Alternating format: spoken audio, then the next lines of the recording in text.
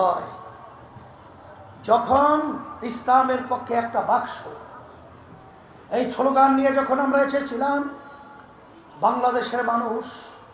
স্বতঃস্ফূর্তভাবে সাড়া দিয়ে যখন আমাদেরকে আলিঙ্গন করলেন, তখন আমাদের মন খুশিতে ভরে গেল। কিন্তু আজকে দুর্গ শহরে বলতে হয়, যখন এই অবস্থা দেখেছে, তখন এক শ্রেণীর ক্ষমতা লোভী, ওরা ক্ষমতায় যাওয়ার রঙের স্বপ্ন দেখেছে, আমাদের বাংলাদেশের মানুষকে আবার ধোঁকা দেওয়ার বিভিন্ন নীল নকশা তৈরি করেছে। অত ব্যাখ্যা আমি দিতে চাই না, তবে আমি এতটুকু বলবো, যারা বিশ্বস্ত বন্ধুদের সাথে,